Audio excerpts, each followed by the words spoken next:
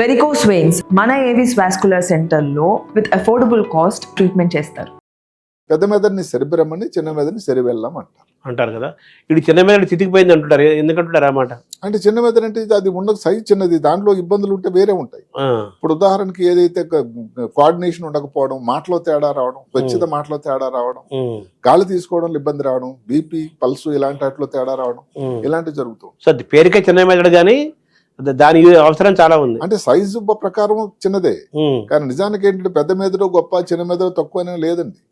అదే కాకుండా మెదడు తాలూకా సైజుని బట్టి ఒక వ్యక్తి తెలివైన వాడు, ఒక వ్యక్తి పెద్ద మెదడు ఉంది కాబట్టి తెలివైనడు కాదు. ఎందుకు ఆల్బర్ట్ ఐన్స్టీనే ఉన్నారు. ఏది ఒకప్పుడు గొప్ప శాస్త్రవేత్త, సైంటిస్ట్ ఆయనది ఐక్యూ అనేది 150 నుంచి 106. నమ్ముతారా మీరు? మామూలుగా మెదడు తాలూకా సైజు అందరికి మీకు మాకు 1400 గ్రాములు ఉండాలి, ఆయనకు 1230 అట. మరి అంత మేధావి ఎలా అయ్యాడంటే, అంటే అర్థం ఏమిటి? సైజ్ ఒకటే ఇది కాదు. అయితే ఈ క్రమంలో యూసేజ్ ఆఫ్ బ్రెయిన్ కూడా ఉంటుంది కదా. బ్రెయిన్ ఉండటం వేరు, సైజు వేరు, ఉండటం వేరు, యూసేజ్ వేరే ఉంటుంది. అంటే అక్కడ దానికి యూసేజ్ కన్నా ఆయనని, అంటే ఇప్పుడు మెదడులు జరిగిపోయిన తర్వాత పరీక్షలు చేసేటువంటి అవకాశం చాలా తక్కువ మంది మెదడు మీద జరిగింది. అందులో ఒక ఆల్బర్ట్ ఐన్స్టీన్ గారు మెదడు మీద రీసెర్చ్. ఎందుకంటే ఒక సైంటిస్ట్ థామస్ హార్వే అని ఆ మెదడుని ఆ చుట్టాలకు తెలియకుండా దొంగిలించేశాడు. తీసేసి 240 ముక్కలు విభాగాలు చేసి దాని మీద పరిశోధన చేశారు. పరిశోధన చేస్తే ఆయనలో ఉన్న తేడా చాలా. ఇక్కడ పెరైటల్ లోబ్ అని ఉంటుంది, అది ఈ ఐన్స్టీన్ గారిలో మామూలు వాళ్ళకంటే 15% ఎక్కువ. దాని అర్థం ఏంటి సార్, దాని సారాంశం? ఎందుకు అంటే దానికి ఇప్పుడు స్పర్శ కోసం, తెలివి కోసం, జ్ఞాపక శక్తి కోసం బాగా యాక్టివ్గా ఉండడానికి ఉండేటువంటి సెంటర్ అది. అక్కడ ఆయనకి చాలా పరిణతి చెందింది. ఆయన ఫిడల్ వాయించేవాడు, వైలిన్ వాయిచకారుడు. అందుకని దానికి ఉపయోగమైనటువంటి ఏదైతే సెంటర్ ఏదైతుందో రైట్ సైడ్, ఆయన ఎడమ చేయవాటం, ఎడమ చేతితో రాసేవాడు. సో దాన్ని మనం సాధన ద్వారా పెంచుకునే మార్గాలు ఉన్నాయా? దానికి ఉన్నదానిని బెటర్ చేయడానికి తప్ప సాధన వలన నార్మల్ గా అవ్వడానికి ఆస్కారం లేదు.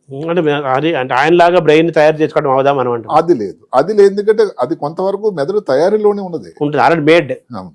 ఆ తర్వాత మన ప్రయత్నాలు, మన ఆలోచనలు, తర్వాత మన ఏదైతే సాధన, అలవాట్లు, జీవన శైలి, వీటిని బట్టి ఏంటంటే ఒకటి ప్రమాదం రాకుండా చూసుకోవచ్చు. ఏమంతా ఉపయోగం కూడా ఏదన్నా కొంచెం ఒక పైసా ఎక్కువ అవ్వచ్చు. మాట ఇప్పుడు ఉన్నాడు ఎలాంటి మసుకున్నాడు, ఆయన తాలూకా ఏది ఐక్యూ ఇంటెలిజెన్స్ కోషెంట్ అట 160 అట. ఒక అమ్మాయి ఎవరో భారత పాప 254 అట. ఎవరో ఇప్పుడు ప్రపంచంలో రికార్డు ఏంటంటే 276 ఐక్యూ. అంటే ఐక్యూ లెవెల్స్ పెరుగుతున్నాయి. అంటే న్యూటన్ గారు 180, 190, లయనార్డో డావిన్సీ 180, 170, మస్క్ అయితే 160 దగ్గర ఆగింది. మరి అలాగని ఈయన కూడా 160 అన్నట్టు మేధావి ఐన్స్టీన్ కూడా.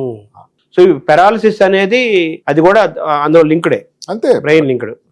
బ్రెయిన్ లోనే దాని ఇబ్బంది. కారణాలు మనం చెప్పుకున్నాం, బీపీ, షుగర్ ఏదైతే చెప్పుకున్నాం, ఉపకాయం, వంశపారంపర్యంగా రావడం, కొవ్వు పదార్థాలు ఎక్కువగా సేవించడం, ఎథెరోస్క్లెరోసిస్, కొంతవరకు వయసు తాలూకా ప్రభావం, వీటన్నిటి. షుగరు, బీపీకి పారాలిసిస్ కి లింక్ ఉంటుందా? చాలా లింక్. ఒక ముఖ్యమైన కారణం ఇప్పుడు అదే చెప్పాను కదా, ఏదైతే ఒక స్ట్రోక్ రావడానికి 1, 2, 3, 4, 4, 5 కారణాలు చెప్పుకుంటే వంశపారంపర్యంగా రావడం చాలా తక్కువ. షుగరు, బీపీ, ఊబకాయం, పొగ త్రాగడం, మద్యం సేవించడం, వ్యాయామం లేకపోవడం, తీసుకునేటువంటి భోజనంలో ఉండేటువంటి సాల్ట్ తాలూకు క్వాంటిటీ, షుగరు, ఇలాంటి వల్ల వస్తాం. ఇది కూడా పారాలిసిస్ కి దారితీస్తుంది. అంటే నెక్స్ట్ స్టెప్ పారాలిసిస్. సో దాన్ని మనం ఎవరిని భయపెట్టి ఇప్పుడు తీసుకున్న వాళ్ళలో కారణాలు మనం చూస్తే చెక్ లిస్ట్ చూసుకునేటట్టయితే ఇవన్నీ ఉంటాయి.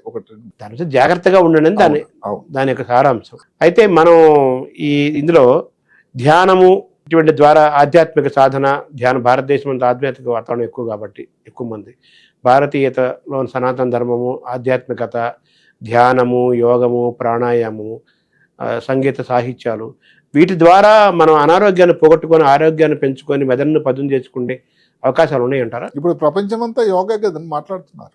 ఏ విషయం వచ్చినా కానీ యోగా చేయండి అంటున్నారు. స్ట్రెస్ తగ్గాలంటే యోగా, బీపీ తగ్గాలంటే యోగా. బీపీ క్యూర్ కోసం కాదు, యోగా తగ్గించాలంటే, డయాబెటీస్ లెవెల్ తగ్గించడానికి, స్ట్రెస్ తగ్గడానికి, ఇవన్నీ కూడా యోగా అంటే ఏంటంటే ధ్యానం. ఆ టైంలో భగవంతుడి మీద నమ్మకం అన్నది ఒక పక్కన పెడితే అది ఒక రకమైన గొప్ప వ్యాయామ ప్రక్రియ. ఆ టైంలో మీరు మీ మెదడుని నియంత్రణలో ఉంచి ఏమాత్రం యాంగ్జైటీకి లోను కాకుండా మెదడులో తయారయ్యేటువంటి ఏవైతే హార్మోన్స్ ఉంటాయో, నారెడ్రినిన్, ఎడ్రినిన్ లాంటివన్నీ కూడా తగ్గించి రిలాక్స్డ్గా ఉండడం వల్ల మెదడుకి మీరు రిలాక్సేషన్ ఇచ్చి ఈ ఇబ్బందులు ముందు ముందు ఈ ఆటుపోట్లు రాకుండా ఉండేదానికి మీరు మార్గం రెడీ చేస్తున్నారండి. సో ఇది గొప్ప మార్గం, చాలా గొప్ప. సో ఏ వయసు వాళ్ళైనా సాధన చేయడం ఎక్కడెక్కడో ఒకప్పుడు ఏదైతే యోగా గురించి ఏమాత్రం నమ్మకం కానీ లేకపోతే పట్టు లేనటువంటి వ్యక్తులు యూరోప్లో కానీ మిగతా దేశాల్లో కానీ ప్రపంచ యూరోప్ డే ఏదైతే యోగా డే అని అందరూ కూడా దాన్ని పాటిస్తూ చాలా దానివల్ల మంచి ఫలితాలు ఉన్నాయని అందరూ చెప్తారు. సార్ ఇంకా మనం బ్రెయిన్ నుంచి స్పైన్కి వద్దాం సార్. స్పైన్ తాలూకు డిజార్డర్లు కానీ డిసీజెస్ కానీ ఇబ్బందులు అక్కడ కూడా అదే లేను ఛాలెంజెస్ ఏమున్నాయి సార్? స్పైన్ లో సేమ్ కంజనిటల్ అండి. ఇందా మనం చెప్పుకున్నాం కంజనిటల్ పిల్లల్లో పుట్టినటువంటి వెన్నుపూసలు ఏదైతే అమెరికా వెన్నుపూసలు వంకరగా ఉండడం స్కోలియోసిస్ అని ఇది ఒక పద్ధతి. అదే కాకుండా ముఖ్యంగా ఈ సమయం 2025లో కూడా వెన్నుపూసకు వచ్చేటువంటి ఇన్ఫెక్షన్స్ టీబీ ఏదైతే ఉందో స్పైన్కి వచ్చేటువంటి టీబీ తాలూకా శాస్త్రం ఇంకా తగ్గిపోవట్లేదు. చాలా ఇన్ని ఆరోగ్య పరిస్థితులు పెరిగినా కూడా ఒకప్పుడు ఇంకేంటి టీబీ అంటే పేదవాళ్ళు ఎక్కువ మామూలుగా ఆరోగ్యం సరైన లేక భోజనం సరిగ్గా లేకుండా వచ్చేవాళ్ళు. ఇప్పుడు ఏంటంటే బాగున్న వాళ్ళకే వస్తున్నాయి రకరకాల కారణాలు. అదే కాకుండా ట్రమాటిక్ ఇప్పుడు యాక్సిడెంట్లు అయితే ఇప్పుడు ఓఆర్ఆర్ వచ్చింది, రింగ్ రోడ్ వచ్చి దానివల్ల సంతోషమే. 120 కిలోమీటర్ల కన్నా ఎక్కువ దాటిపించకూడదని అక్కడ బోర్డులు కూడా ఉన్నాయి. కానీ ఒకసారి ఆ ఓఆర్ఆర్ మీద ఎక్కిన తర్వాత వెహికల్ తర్వాత కంట్రోల్ ఉండదు కదండి, వీడి కంట్రోల్ ఉండదు. కాబట్టి స్పైనల్ ఇంజరీస్ చాలా ఎక్కువ. ఫైనల్ అంటే ఈ యాక్సిడెంట్లు ఇటువంటి కాకుండా ఇంకేదైనా మార్గాలు స్పైన్ దెబ్బతింటుందా? స్పైనల్ ట్యూమర్స్ వస్తాయి. స్పైనల్ కార్డ్ లో కూడా ట్యూమర్, బ్రెయిన్ లో ట్యూమర్ మన సమయం వల్ల చెప్పలేకపోయాం కానీ స్పైనల్ కార్డ్ లో కూడా ట్యూమర్స్ వస్తాయి. అది ఇప్పుడు ఎవరికైనా శరీరంలో ఎక్కడైనా క్యాన్సర్ ఉంది అనుకోండి, ఊపిరితిత్తుల్లో క్యాన్సర్ ఉంది, లేకపోతే థైరాయిడ్ లో క్యాన్సర్ ఉంది, లేకపోతే రొమ్ముల భాగంలో క్యాన్సర్ ఉంది. ఆ క్యాన్సర్ నుంచి మిగతా భాగాలు ముఖ్యంగా వెన్నుపూసకు దాన్ని సంక్రమించడానికి దానికి స్ప్రెడ్ అవ్వడానికి అవకాశం ఉంది. దాన్ని మెటాస్టేసిస్ క్యాన్సర్ అంటారు. అది చాలా కామన్. అది కాకుండా వెన్నుపాము లోపల వచ్చేటువంటి ట్యూమర్స్ ఉన్నాయి. ఏది న్యూరోఫైబ్రోమా, మెనింజోమా అనేది లక్కీగా అది క్యాన్సర్ కానివి చాలా మంచి ఫలితాలు ఉన్నాయి. అక్కడ కూడా రేర్గా టీబీ రావడం కూడా లోపల కూడా టీబీ రావడానికి ఆస్కారం. అలాంటి ట్యూమర్స్ కూడా వస్తూ ఉంటాయి స్పైనల్ కార్డ్. ఈ sitting is equal to taking cigarette smoking అంటుంటారు, డేంజరస్ అంటారు కదా. ప్రారంభంలో మొబిలిటీ నించోని చేయాలి, కూర్చోకూడదు అన్నారు కదా.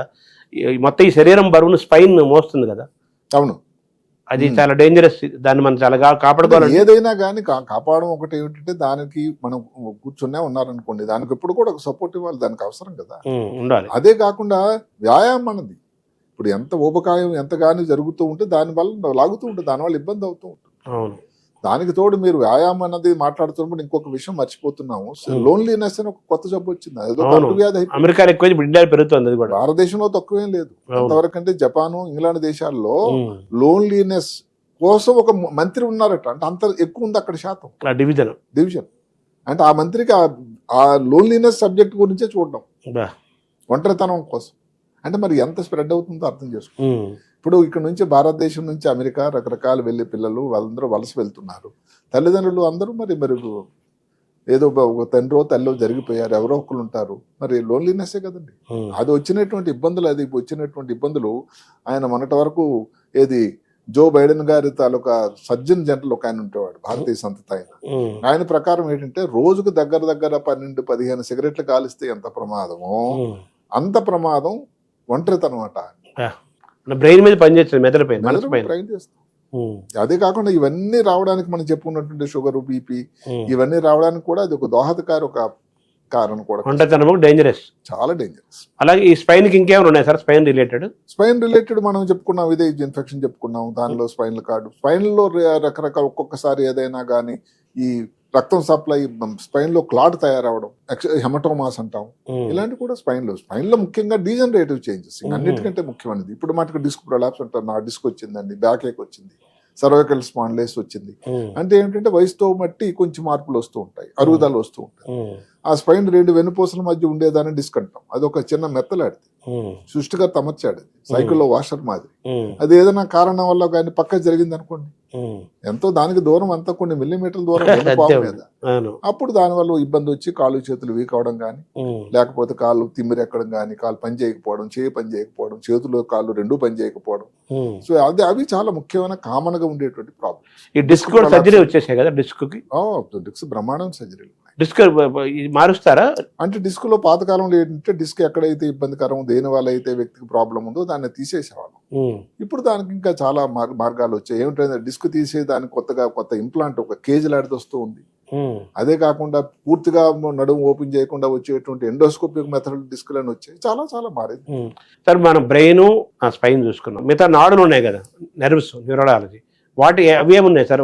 ఇప్పుడు అది కూడా యాక్సిడెంట్ అయింది అనుకోండి, యాక్సిడెంట్ అయినప్పుడు చెయ్యలాగా రోడ్డు మీద పెట్టి పడిపోయి తెలియకుండా ఆ టైంలో ఇక్కడ ఉండేటువంటి నరాలు బేకరీ ప్లెక్సెస్ అంటారు. అంటే దీనికి ఈ చేతికి రావడానికి దగ్గర ఒక 7 నరాలు 8 నరాలు ఉంటాయి. అవి ఏదైనా డామేజ్ అయినా చెయ్యి ఎత్తలేం కదా. మనిషి స్పృహలో ఉంటాడు, చక్కగా ఉంటాడు, చెయ్యి పని చేయటం లేదు, అది కూడా చాలా ప్రమాదం. నాళ్ళల్లో మనకి ఏమేమి వస్తాయి సార్ యాక్సిడెంట్ కాకుండా సహజంగా? యాక్సిడెంట్లు కాకుండా ఇప్పుడు మనకి ఎలక్ట్రిక్యూషన్ అంటాం, అంటే కరెంట్ షాక్ కొట్టింది అనుకోండి, దాని వలన కానీ అక్కడ కూడా రేర్ గా ఏమైనా ట్యూమర్స్ కానీ, అందులో కూడా ఏమైనా ఇన్ఫెక్షన్ కానీ. అదే కాకుండా మొన్నటి వరకు వింటున్నాం గిలెన్ బారీ సిండ్రోమ్ అని. అవును, నరాల్లోనే వచ్చింది, నాడీ మండలంలోనే. అంటే కాల్లో మొదలై నడుము, తర్వాత చేతులు, ఇంకా అవన్నీ కూడా. మొత్తం ఈ నాడీ మండలం అనే ఇన్ఫెక్షన్ ఏదైతే ఉందో కానీ, వైరల్ ఇన్ఫెక్షన్ కానీ, కొన్ని రకాల బ్యాక్టీరియల్ ఇన్ఫెక్షన్ కానీ, ఏమన్నా కానీ నాడీ మండలం. అదే కాకుండా డయాబెటీస్, హైదరాబాద్ నగరం భారతదేశం డయాబెటిక్ హబ్ అయిపోయింది. అవును, క్యాపిటల్. సో అందువల్ల వచ్చే అదే కాకుండా ప్రీ డయాబెటిక్ సంఖ్య ఎంతో ఉంది, కొన్ని మిలియన్లు ఉన్నారు. ఈ ప్రీ డయాబెటిక్స్ వల్ల 50% మళ్ళీ డయాబెటిక్ అవుతారట ఏదో రోజున, సరిగ్గా జాగ్రత్తలు తీసుకోకపోతే. వీళ్ళ వాళ్ళు ఈ డయాబెటిక్స్ ఉన్న వాళ్ళలో ఒక 10 సంవత్సరాలు 15 సంవత్సరాల్లో కానీ కంట్రోల్ లేకపోతే వచ్చే ఒక వ్యాధి డయాబెటిక్ న్యూరోపతి అంటారు. అంటే నరాలు చచ్చుబడిపోవడం, తిమ్మిర్లు, రాత్రి నిద్ర పట్టదు, నడవలేని పరిస్థితి, నిలబడుతూ ఉంటే బీపీ తక్కువైపోవడం, మలబద్ధకం, ఇవన్నీ కూడా న్యూరోపతి, పెరిఫెరల్ న్యూరోపతి తాలూకు, అవి కూడా నరాలకు సంబంధించిన వ్యాధులు. సరే, మొత్తం ఈ నాడీ మండలం మొత్తానికి రాజు బ్రెయినేనా? అంతే. దాన్ని రెండుగా గుర్తించారు, central nervous system, peripheral nervous system. Central అంటే మెదడు, వెనుపాం, పెరిఫెరల్ నర్వస్ సిస్టమ్ అంటే నరాలు. స్టేట్ సెంటర్ లాగా. State central. తర్వాత మనం అంతా ఈ బ్రెయిన్ చుట్టూ మాట్లాడుకున్నాం సార్. ఇప్పుడు కొంతమందికి ఎక్కువ జ్ఞాపశక్తి ఉంటుంది, గుర్తుపెట్టుకుంటారు, చాలా తొందరగా గ్రహిస్తారు, గుర్తుపెట్టుకుంటారు, విశ్లేషణ చేస్తారు. ఎంత వయసు వచ్చినా కానీ వాళ్ళ బ్రెయిన్ చాలా షార్ప్గా ఉంటుంది, కామన్ సెన్స్ ఉంటుంది, సెన్స్ ఆఫ్ హ్యూమర్ ఉంటుంది. తర్వాత వాళ్ళ వికాసము చాలా పవర్ఫుల్గా ఉంటాయి వాళ్ళ బ్రెయిన్స్. కొన్ని బ్రెయిన్లు యావరేజ్, కొన్ని బిలో యావరేజ్, పూరెస్ట్, పూరరు అలా ఉంటుంది కదా స్టేజ్. ఏంటి sir what is the difference between brain and brain? అంటే డిఫరెన్స్ ఏమిటంటే ఈ జ్ఞాపక శక్తి అన్నది కొంతవరకు నేను అనుకోవడం మెదడు తయారీలోన ఆ సృష్టికర్తలకు ఇచ్చినటువంటి వాళ్ళకి ఇచ్చినట్టు వరం. ఇప్పుడు అందులో ఒక మాట వచ్చింది, హైలీ సుపీరియర్ ఆటోబయోగ్రఫిక్ మెమరీ అని. HSA మెమరీ అంటే ఎలాగవుతుందంటే అది ఎప్పుడో పాత ఈవెంట్స్ ని క్షుణ్ణంగా పొల్లు పోకుండా ప్రతి ఈవెంట్ అని చెప్పగలిగిన సామర్థ్యం వాళ్ళకు ఉంటుంది. అది చాలా వరకు ఇప్పుడు మనం వింటూ ఉంటాం కదండి. ఇప్పుడు ఈ పదాలు కొంచెం స్పెల్లింగ్ బి అంటారు, అంటే స్పెల్లింగ్ చెప్తుంటే స్పెల్ బి చెప్పేస్తూ ఉంటారు వాళ్ళు. న్యూయార్క్ టైమ్స్ వాడు చేస్తుంటాడు అంతే. ఇలాంటివన్నీ అంటే వాళ్ళకి ఆ సామర్థ్యం ఉంది. ఇప్పుడు తెలివైన వాళ్ళు అనేది ఎలాగుంటుందంటే, మీరు ఇందాక నాటకు ఐక్యూ అని అనుకున్నాం. ఐక్యూ అంటే ఏదైనా ప్రాబ్లం ఇస్తే దానిని సాధించడం, లాజిక్ తోని ఆ కాంప్లెక్సిటీని తగ్గించగలడం, మిగతా వాళ్ళని కమ్యూనికేట్ చేయగలడం అన్న. ఈక్యూ ఒకటి ఉందండి. ఐక్యూ అంటే ఇంటెలిజెన్స్ కోషెంట్, ఈక్యూ అంటే ఎమోషనల్ కోషెంట్. మీరు అడగొచ్చు ఐక్యూకి ఈక్యూకి తేడా ఏమిటి? ఇది చాలా తేడా. అసలు జీవితంలో సమాజంలో ముందుకు అడుగు వేసి ఒక గుర్తింపు రావాలంటే అసలు ఈక్యూ అవసరం అంటారు. అంటే ఏదైతే ట్రైన్లో వచ్చేది ఈక్యూ కాదండి, ఎమోషనల్ కోషెంట్. అవును. అంటే ఎక్కువగా ఈ ఈక్యూ ఉన్న వాళ్ళు ఏం చేస్తారంటే అవతల వాళ్ళ గురించి కొంత ఆలోచిస్తారట. భావోద్వేగాలు కదా ఈక్యూ అంటే. అవతల వాళ్ళ గురించి ఆలోచిస్తారు. అంటే ఏదన్నా కానీ దాన్ని పాజిటివ్ ఫైండింగ్ ని ముందు చూస్తారు, మిగతా వాళ్ళ మాటలు వింటూ ఉంటారు, కొంచెం గుడ్ లిజనర్స్. ఆ తర్వాత ఏదైనా తప్పు చేసినా దాన్ని అడ్మిట్ మిస్టేక్, ఎంపతి ఉంటుంది. అయ్యో మనం ఏదైనా అంటే నోరు జారితే ఏమనుకుంటాడు అవతలకి. ఇలాంటి వాళ్ళు జీవితంలో ముందు వెళ్తూ ఉంటారు. అంటే భావోద్వేగాలకి అత్యంతమైన విలువ ఇస్తూ తన భావోద్వేగాలని కంట్రోల్ చేసుకుంటూ అదుపులో పెట్టుకుని ఎదుటి మనిషి భావోద్వేగాలను తెలుసుకుంటూ ఎలా చేస్తే ఈ అనుబంధాలు బాగుంటాయి, సమస్యకు పరిష్కారం దొరుకుతుందో ఆలోచించుకుంటూ బ్రెయిన్ ని యాక్టివేట్ చేసి నడుపుకుంటారు. దాన్ని ఎమోషనల్ క్వశ్చన్. తెలివితేటలు, సమాచారం, ఇన్ఫర్మేషన్, అనాలిసిస్, ఇదంతా ఇంటెలిజెంట్ క్వశ్చన్, గ్రాస్పింగ్ పవర్, ఇవన్నీ కూడా. అందులో మళ్ళీ మీరు బ్రిలియంట్, జీనియస్లు అంటారు. అవును. అంటే బ్రిలియంట్లు ఏమిటి? వాళ్ళు ఏదైనా problem solving ability, clever, wise, intelligent, intellect, brilliant, genius, వీటిని ఎలా చూడాలి? అందులో ఎంతవరకు విడగొట్టగలదు అంతవరకు విడగొట్టడానికి ప్రయత్నం. మీరు ఏదో సమస్యాపూర్వం శాస్త్రావధానం ఇంటెలిజెంట్, వయసుకు వాస్తవానికి పెద్ద పెద్ద తేడా ఏం లేదు. పెద్ద తేడా. ఇంటెలిజెంట్ దగ్గర రాగదాం పోనీ. ఇంటెలిజెంట్ ఏంటి? ఎలాంటి సమస్యనైనా పక్కాగా 100% పక్కాగా సెటిల్ చేస్తాడు. అది ఇంటెలిజెంట్. బ్రిలియంట్ అంటే? బ్రిలియంట్ అంటే ఏమిటి? ఒక విషయం గురించి దయతో, కారుణ్యతతో, జాలితో ఆలోచించి, అదే కాకుండా అదే సమయంలో ఒక ప్రాబ్లమ్ని పూర్తిగా దాన్ని మూలానికి వెళ్ళి దాన్ని చేయగలిగేటువంటి సామర్థ్యం ఉండేటువంటి వ్యక్తి బ్రిలియంట్. మరి ఇంటలెక్ట్? ఇంటలెక్ట్ అన్నది దాని కిందే వస్తుంది, దానికి సెపరేట్ గా ఏం లేదు. బ్రిలియంట్ కొంచెం అటు ఇటుగా అటు ఇటు ఉంటుంది. జీనియస్ అనుకోండి. జీనియస్ అంటే ఏంటండి? మీరు ఒక సమస్య ఇచ్చారు, సమస్య సరే కాదు, దాన్ని తీసి పడేస్తాడట, దాన్ని సెటిల్ చేసి పడేస్తాడు, అసలు దాని నామరూపాలు లేకుండా చేస్తాడు, మళ్ళీ కొత్త ప్రాబ్లమ్ అలాంటి దానిని ఇంకో తీసుకొచ్చేటువంటి సామర్థ్యం ఉండేటువంటి వ్యక్తి. అంటే that is the highest power of the brain. అవును, అంతే కదా. ఆ జీనియస్ అనేవాడికి మెమరీ ఉంటుంది, అనలిటికల్ కెపాసిటీ ఉంటుంది, గ్రాస్పింగ్ పవర్ ఉంటుంది, వాడు చాలా ఉంటుంది, అనలిటికల్ ఇది ఉంటుంది. అదే కాకుండా కొంత ఎంపతి ఇవి కూడా ఉంటాయి. మిగతా వాళ్ళ గురించి ఆలోచన, సింపతి, ఎంపతి రెండు ఉంటాయి. అదే సింపతి అంటే జాలి, ఎంపతి అంటే ఏమనుకుంటాడో అనేటువంటి ఒక ఆలోచన, విచక్షణ, ఒక స్పృహ. సో మనకు జీనియస్ తక్కువ మంది ఉంటారు కదా. జీనియస్ ఈ మధ్య కాలంలో ఎక్కువ అవుతూనే ఉన్నారు. అవునా?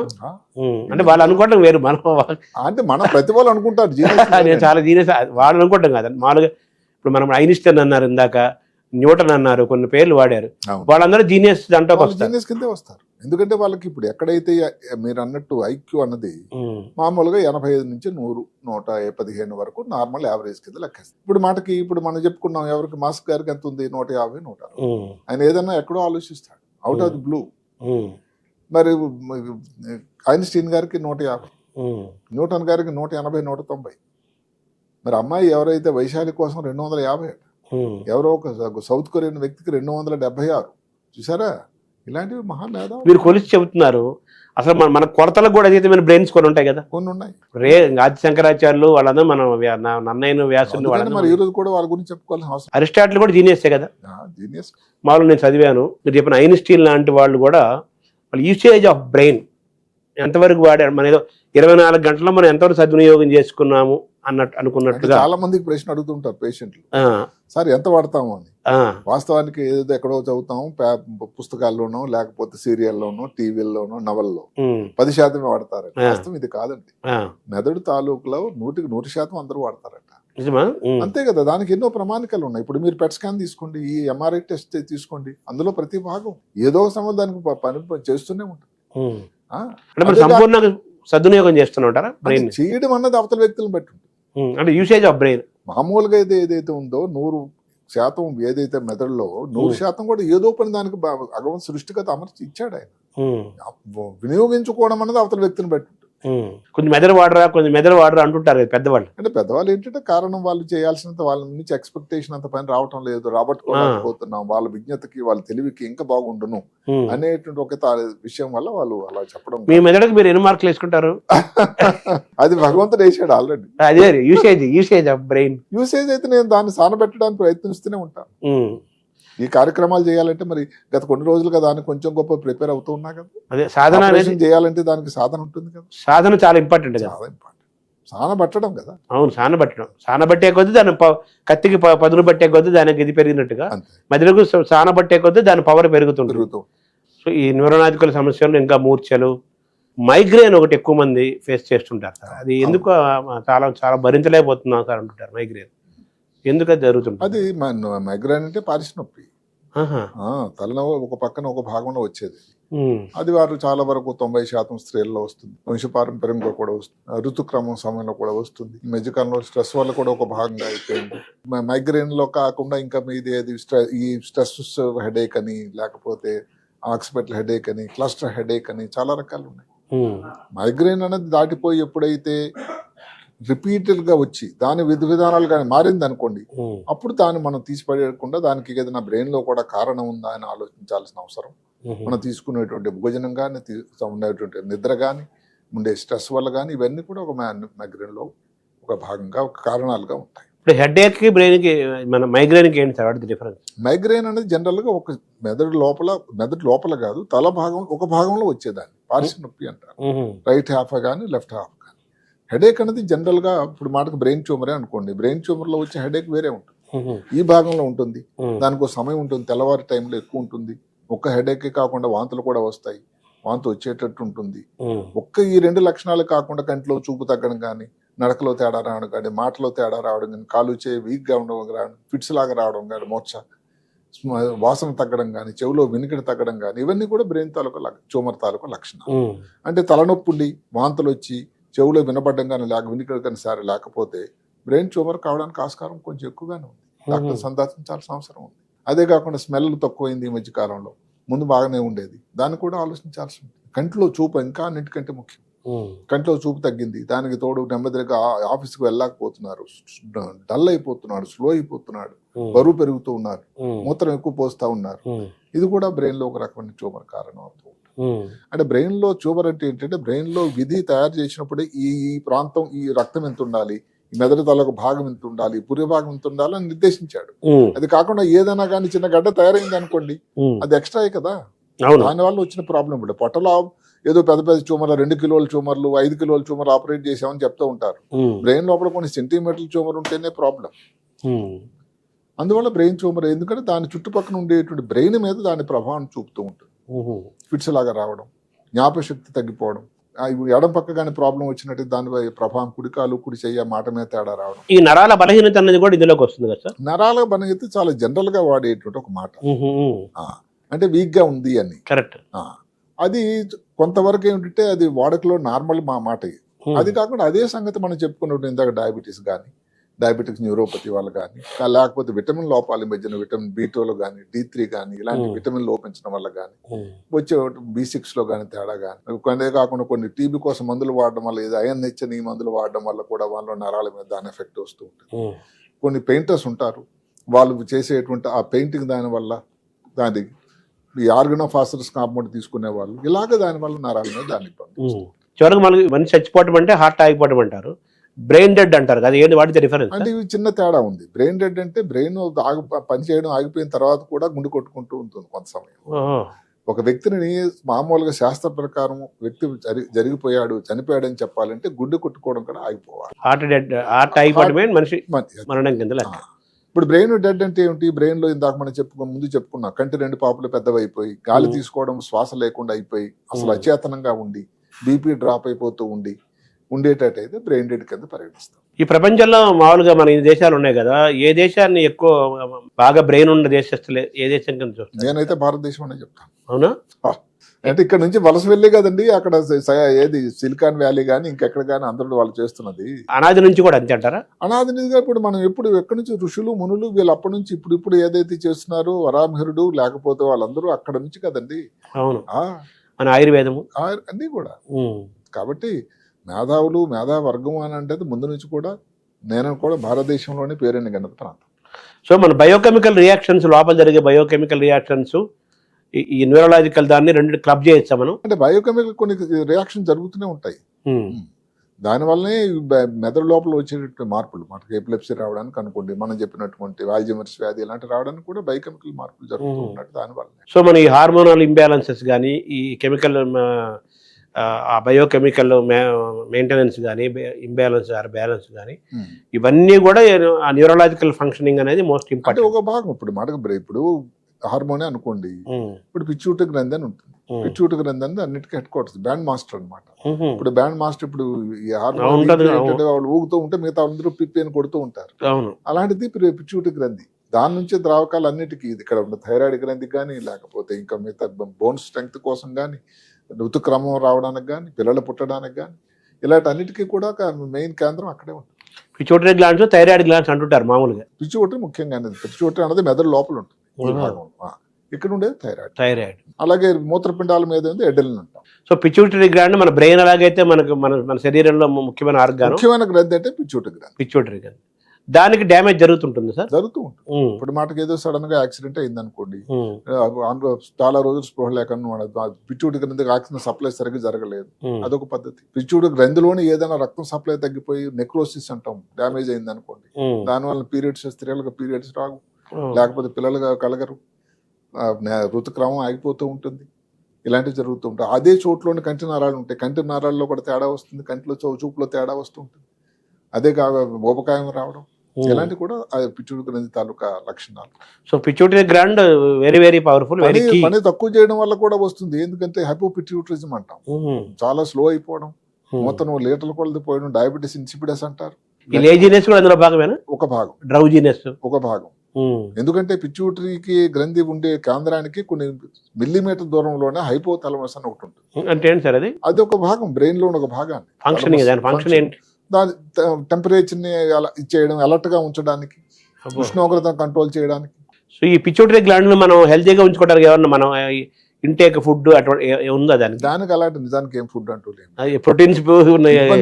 ఇబ్బంది వచ్చినప్పుడు సరిగా సమయంలో గుర్తించడమే దానికి ఇంపార్టెంట్. థ్యాంక్ యూ డాక్టర్ గారు. నమస్కారం.